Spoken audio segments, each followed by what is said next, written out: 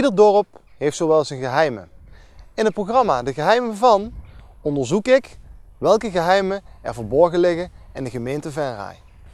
Of het nu een persoon, een verhaal of een gebeurtenis is, in dit programma ga ik proberen deze geheimen bloot te leggen. In deze aflevering beginnen we in het monumentendorp Kasteraai. Gaat u met me mee ontdekken wat het geheim is van Kasteraai.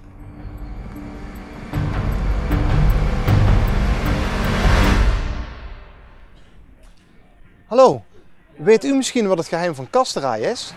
Het geheim van Kasteraai? Ik heb geen idee. Nee. Het geheim van Kasteraai? Ja, ik doe al bijna 28 jaar de krant bezorgd in Kasteraai. En dan smeren ze altijd vroeg en dan zien we wel eens af en toe een keer een geheimpje hier en daar. Maar het echte geheim, dat weet ik ook niet. Nou, ik zou het niet weten. Ik zou het wel willen weten. Goedemiddag meneer. Goedemiddag. Weet u dan misschien wat het geheim van Kasteraai is? Het geheim van Kasteraai, ja, ik ben voorzitter van de Stichting Heemkundig Genootschap en wij proberen alle geheimen van Kasteraai, zeker geheimen uit het verleden, die proberen we te ontrafelen. En ja, we hebben hier toevallig een oude boerderij op de achtergrond. Hier in Kasteraai staan nog 3 oude boerderijen van begin 1700 en dat zijn rijksmonumenten. En wat heel veel mensen niet weten is dat er nog een 4e oude boerderij ergens in Kasteraai ligt en daar hebben we wat restanten van opgegraven. Maar ik ken wel een paar mensen die daar heel veel over kunnen vertellen. Zullen we die eens opzoeken dan? Prima, gaan we doen. Oké.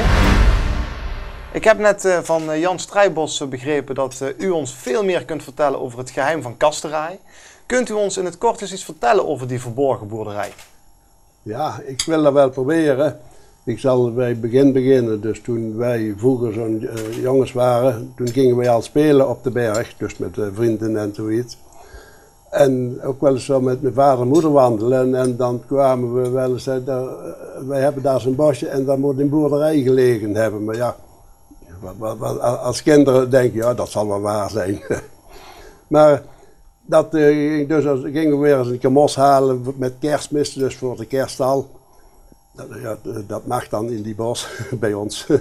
En daar bij die 5 eikenbomen, daar moet dat zijn geweest. Ja, ja, we geloven dat wel, maar daar hebben we verder niet veel aandacht aan besteed. Maar daar gingen we later ook nog wel eens met mijn vrouw, waren we getrouwd, met Truus en de kinderen en vriendjes ervan. Altijd hetzelfde verhaal. Dat werd ik gezegd, we gaan dus met de schop naar de berg en dan gaan we zoeken. Maar ja, dat is ook niet veel van gekomen, want vlak erbij daar lag een witte berg, dat was een speelberg, dus daar hebben ze wat staan graven. En toen is dat eigenlijk gekomen, ja. Maar wij hebben daar verder nooit aandacht aan besteed. En eigenlijk vind ik het nou eigenlijk jammer hoe dat mijn vader en moeder erachter gekomen zijn, dat weten wij ook niet. Want die kunnen dat ook niet gezien of die moeten nog van iemand gehoord hebben, want die zijn pas in 1933 hier komen wonen. Wat is het verhaal dat uiteindelijk de boerderij is verdwenen? Het verhaal, ja, die zou ondergestoven zijn.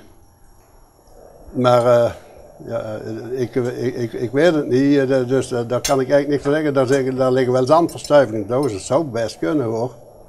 Dat, ja. En zijn er op dit moment nog sporen te vinden van die boerderij? Ja, wij zijn dus een keer aan het graven geweest. Toen was Truus al bij de heemkunde, daar heeft een paardje aangekaart en toen zijn we een keer gegraven en hebben we inderdaad na een paardje wat gevonden, ja. Zou u ons misschien zo dadelijk de plek eens willen laten zien? Oh, dat wil ik best doen. Nou, ja? Heel graag. Ja, dat doen we dan. Inmiddels zijn we op de plek van de opgravingen aangekomen.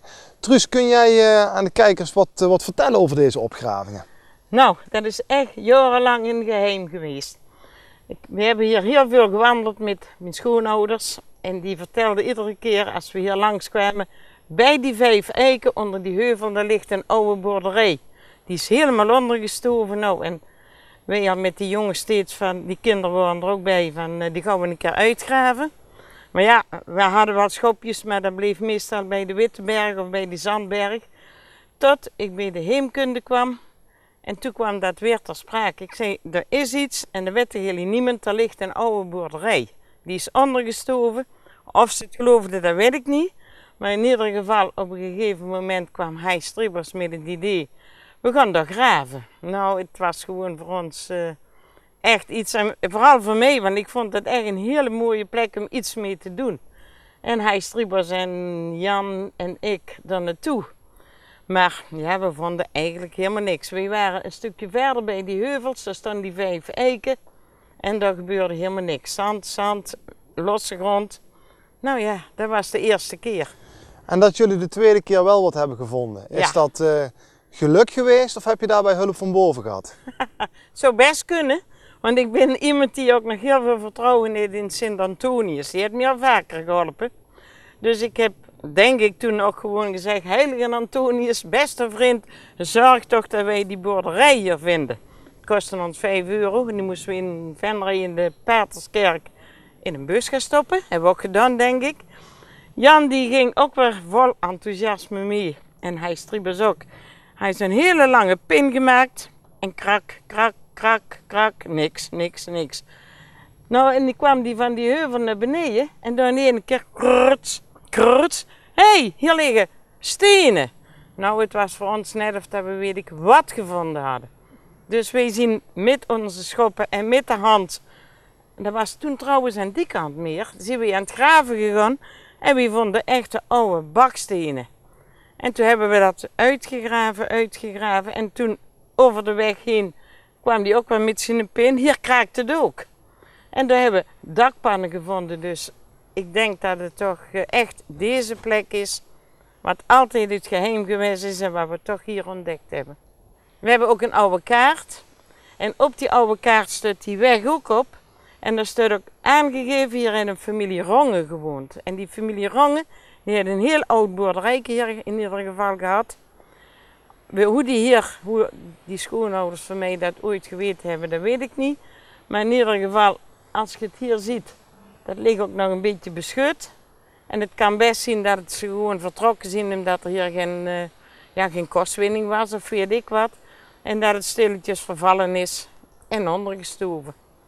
Jullie hebben met het Heemkundig Genootschap geholpen bij deze opgraving. Hè? Kun jij eens vertellen wat er hier allemaal is opgegraven? Nou, er is een gedeelte van restanten van die oude boerderij opgegraven op die kant. En hier denken we een oven. Gedeelte ervan nog, fundamenten. Het is wel frappant dat je hier nog 5 stenen dik ziet. En aan de voorkant zit het 10 stenen diep. En wat dat de reden is, dat weten we niet. Oké. Wie heeft er eigenlijk gewoond? Want schijnbaar kun jij er veel meer over vertellen. Ja, daar heeft de familie Rongen gewoond. Dat hebben we op die Transjoolkaart, daar stond de naam Rongen. En in Venray op het gemeentehuis, in het archief, daar heb ik een beetje gesnuffeld. En met hulp van Paul van Meegeren en Joke hebben we daar de familie Rongen kunnen vinden. Dat was Godefriedus Rongen, en die is gestorven in 1812. Hij was getrouwd met Maria van Dijk en die is in 1818 gestorven. En in 1819 zou die boerderij hier verkocht zijn. Maar die akte daarvan die hebben we nog nooit boven water kunnen krijgen. Die zitten volgens Paul van Meegeren in het archief in Maastricht. En wat denk je dat de uiteindelijke reden is geweest dat ze hier de boerderij verlaten hebben? Nou, ik denk dat dat de boerderij te oud was. Het was een boerderij van 1600 en ook aan het scheel van materiaal te zien. En dat hij te oud is geweest en misschien geen opvolger en de ouders dood. De kinderen zullen ze wel verkocht hebben, denk ik. En uiteindelijk is ze vervallen en hebben ze natuurlijk het hout wat nog goed was en zo, dat zal wel elders gebruikt zijn. En stenen, dakpannen. Maar daar zie je op ginds nog veel restanten van dakpannen liggen, ook stenen nog. En dit is eigenlijk het enigste wat heb ik gevonden wat nog intact is. Zijn jullie nog van plan om in de toekomst verdere opgravingen te doen? Nee, dat zijn we niet van plan. We willen hier alles weer bedekken met de plastic over dit gebeuren hier. Zand erover, dat het goed bewaard blijft. En mensen, als ze later nog eens onderzoeken plaatsvinden, dat ze ook nog wat kunnen vinden. En hier misschien aan de hand van dit oventje nog verder onderzoek kunnen doen. Of waar de boerderij heeft gestaan, dat zou ook nog kunnen. Maar dan moet er veel struiken gerooid worden en met een graafmachine moet je er toch wat aan kunnen doen. Anders lukt dat niet. En zo liggen er dus heel veel geheimen verborgen onder de grond. Zo ook de ondergestoven boerderij hier in Kasteraai. In ieder geval tot aan deze aflevering. In de volgende aflevering verplaatsen we ons van Kasteraai naar Venray. Om te kijken of we daar nog meer geheimen kunnen ontdekken. Graag tot dan!